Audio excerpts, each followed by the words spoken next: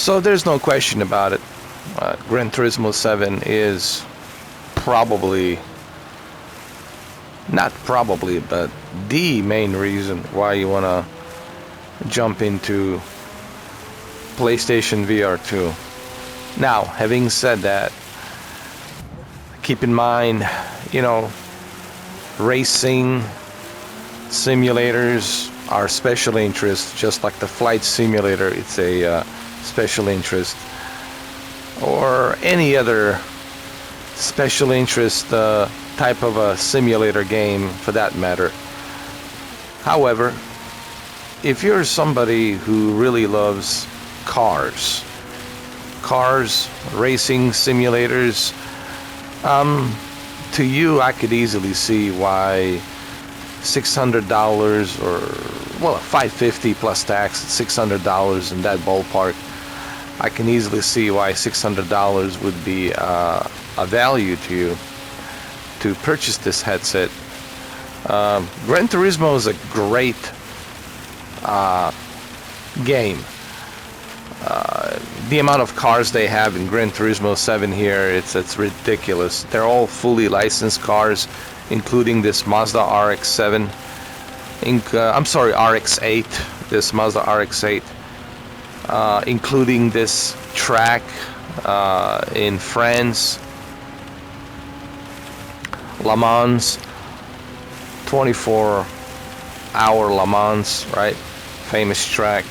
So there's tons of value here with Gran Turismo 7 that you normally not gonna find on any other racing simulator that will have this many fully licensed cars, right?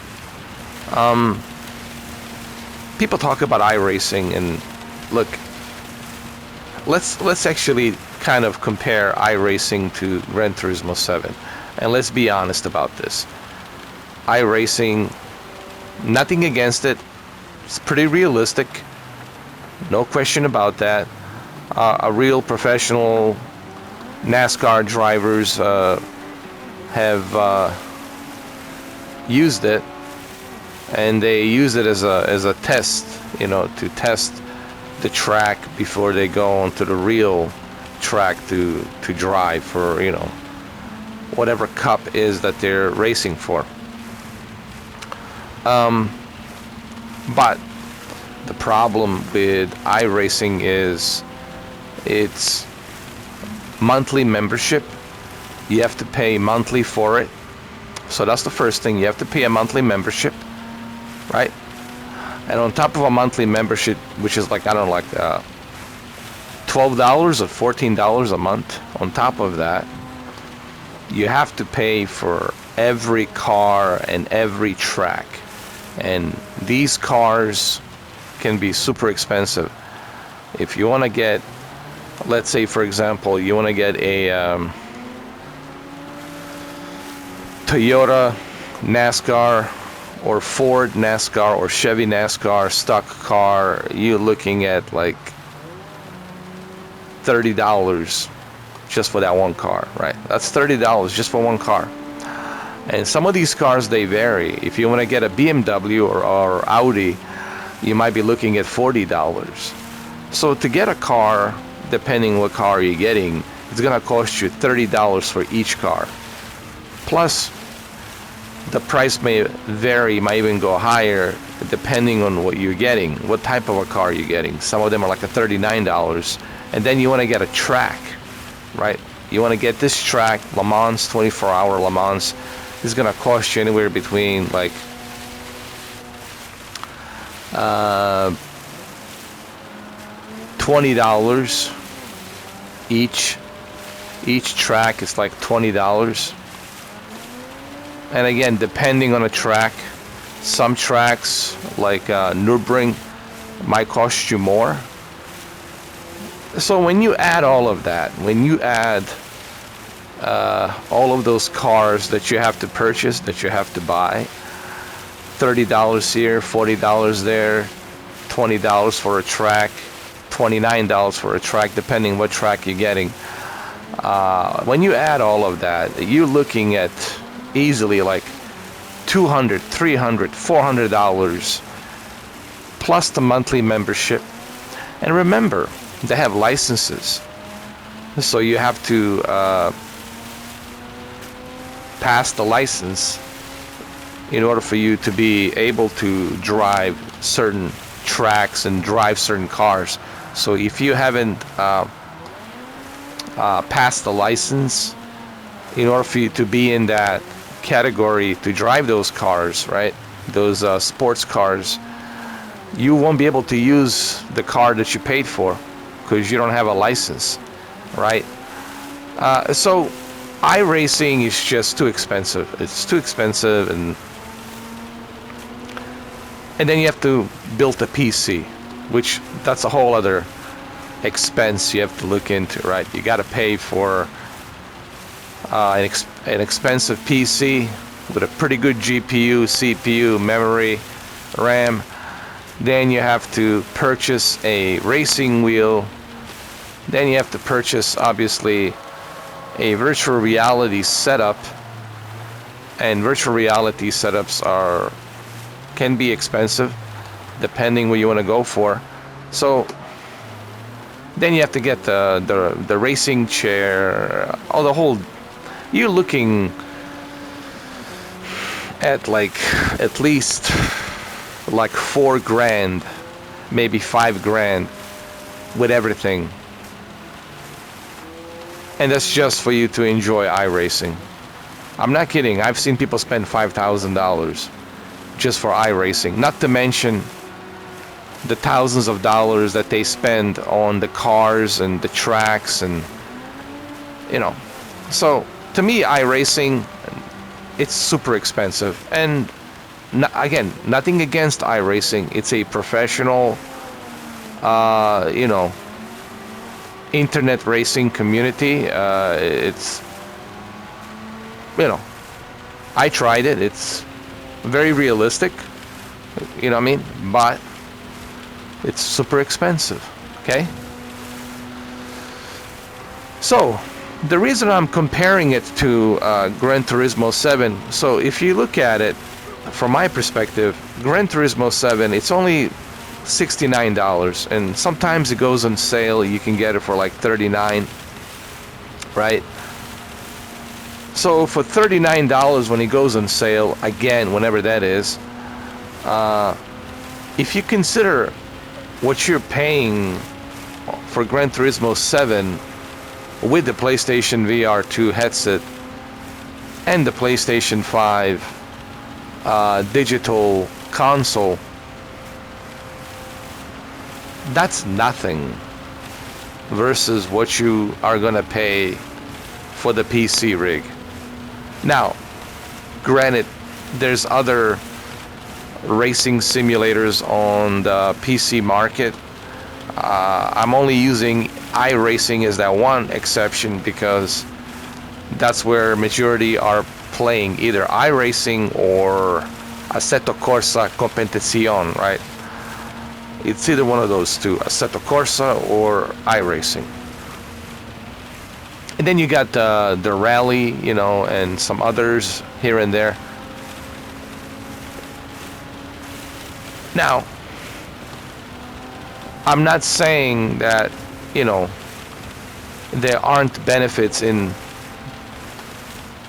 playing PC racing simulators. Sure. There's some benefits to the flexibility that you got there, using different types of wheels and different types of setups where you can have different functionalities and versus here on a console. I get all of that, but my whole point that I'm trying to make here is this is a more affordable and cheaper way to jump into a simulator, a racing simulator. And Gran Turismo 7 pretty much has it all, man, for the price. They have all of the licensed cars. Everything's licensed here. Even the sound of the car, it's licensed. They've got multiplayer races, multiplayer lobbies, you know, against other people, or you can have private lobbies and race against your friends. They have tournaments. Gran Turismo, it's pretty darn good. Gran Turismo 7, you know. If you love cars, PlayStation VR 2 with a Logitech G29 racing wheel or a next level racing seat that you can purchase, it's a pretty good deal, you know. And I know some of you are going to complain. You're going to say, well, is it fair to compare a PC racing versus a console? I think it's fair, because you're essentially getting the same experience. The only difference is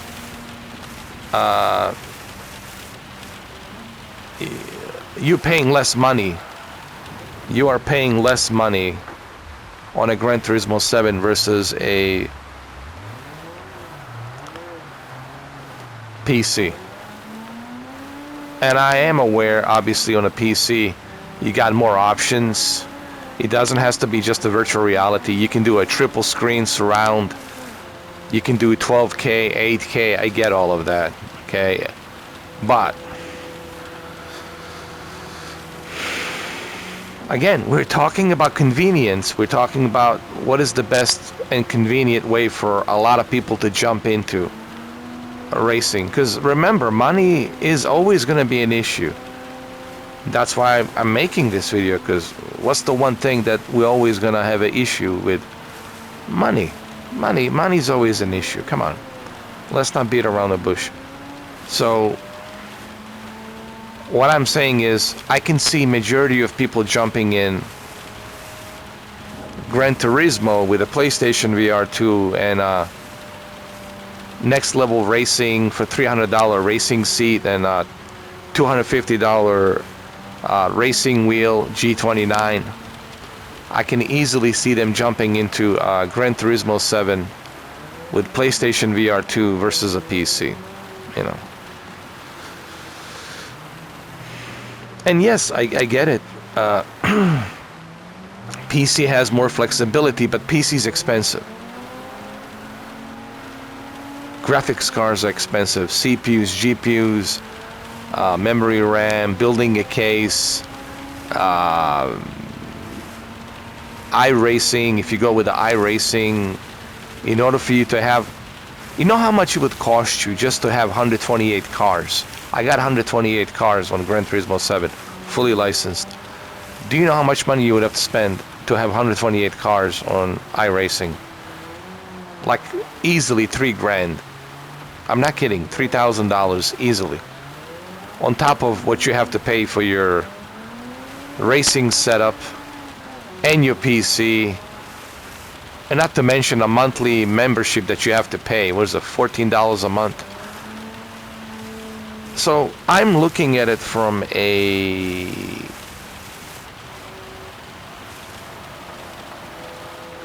what's the most affordable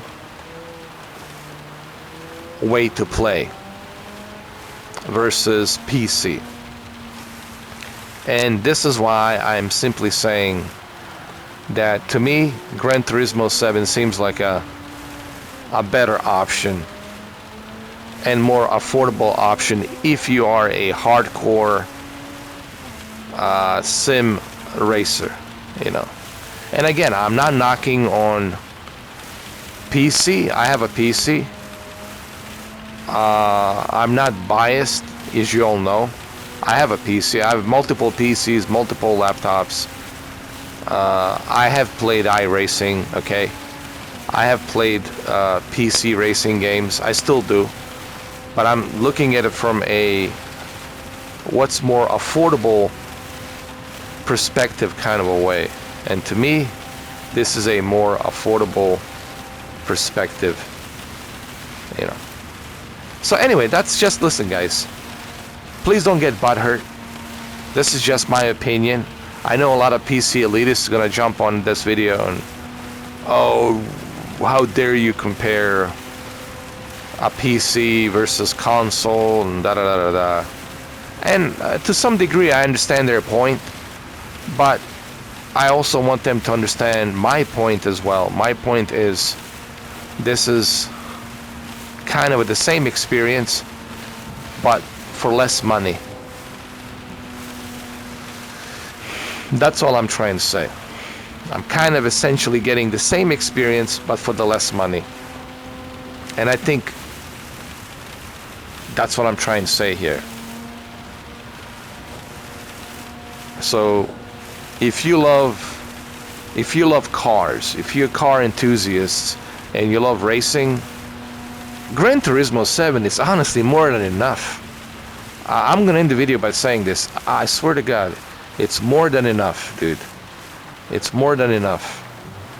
You can do endurance races. You can do, dude, you got so many options, so many updates. It's 179 gigabytes worth of stuff, and it's constantly being updated, just like Microsoft Flight Simulator. It's being updated. Same thing with Gran Turismo 7. They're constantly updating this game. So I think $600 for Gran Turismo 7 PlayStation VR 2. If you love cars and you're a car enthusiast, 100%, dude. I can easily recommend this without any issues. I can easily recommend this, no problem. You know. So there you have it. Just a little video I wanted to make in regard of PlayStation VR 2 and Gran Turismo, because this is most likely this is the game that's selling the PlayStation VR 2. I would put Pavlov like in the second place, because a lot of people are playing Pavlov. Call of the Mountain, it's somewhere in between. It is exclusive, but Call of the Mountain is like a special interest somewhere in between. But this is what's selling PlayStation VR 2 headset, in my opinion. It's Gran Turismo, man. So, and that's good.